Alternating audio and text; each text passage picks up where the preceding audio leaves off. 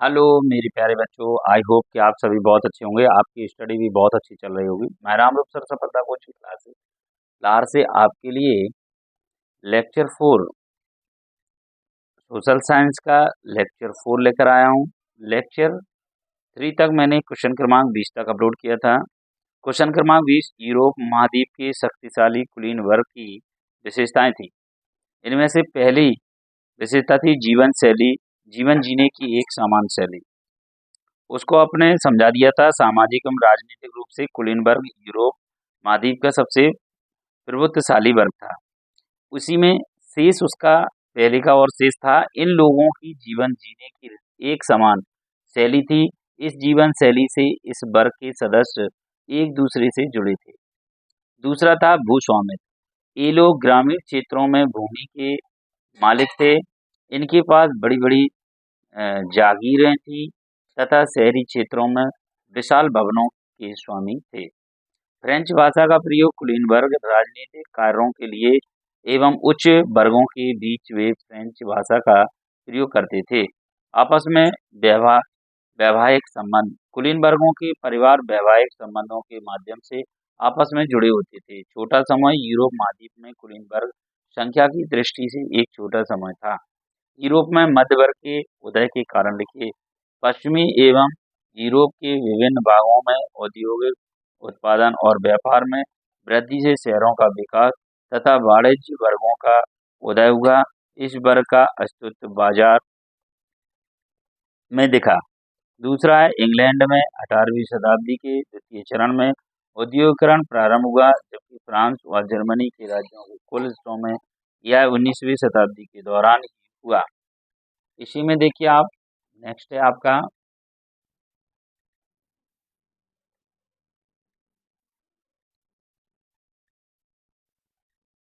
Next देखिए इसमें next देखिए आपके तीसरा है। तीसरे में क्या है, मध्य और पूर्वी यूरोप के इन समूहों का आकार 19वीं शताब्दी के अंतिम दशकों तक छोटा था। वह वर्ग शिक्षित, धन संपन्न एवं उदारवादी था। कुलीन विशेष अधिकारों की समाप्ति के पश्चात शिक्षित और उदारवादी मध्य वर्गों के बीच ही राष्ट्रीय एकता के विचार लोकप्रिय हो गए।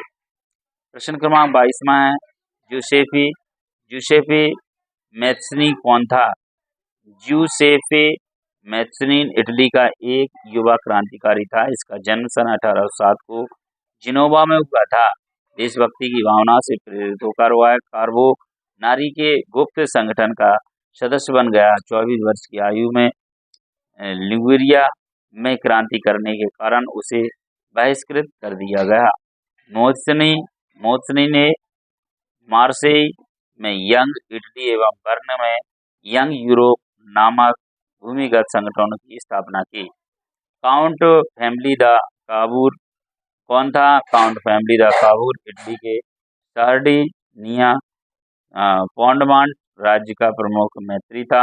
वह न तो ये क्रांतिकारी था और न ही एक जनतंत्र में विश्वास रखने वाला व्यक्ति था। उसने इटली के प्रदेशों को एकीकृत करने वाले आंदोलन का नेतृत्व किया था।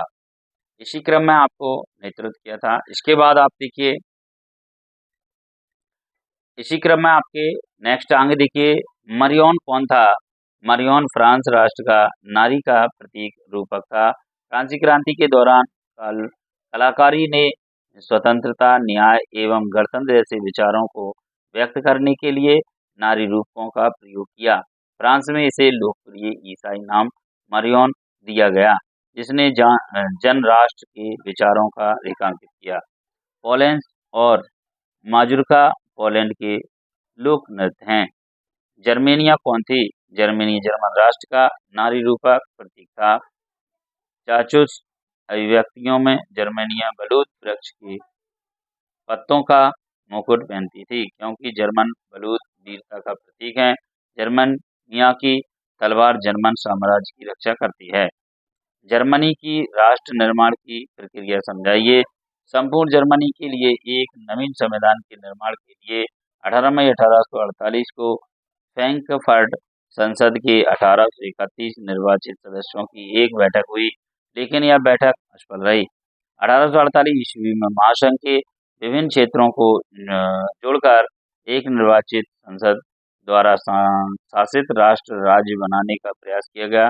इसके पश्चात प्रसाद ने राष्ट्रीय एकीकरण के आंदोलन का नेतृत्व किया।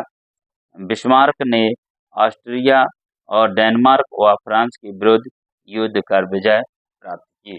आशा करता हूँ यदि आपको ये वीडियो अच्छा लगे तो लाइक, सब्सक्राइब और अधिक से अधिक शेयर करें। धन्यवाद।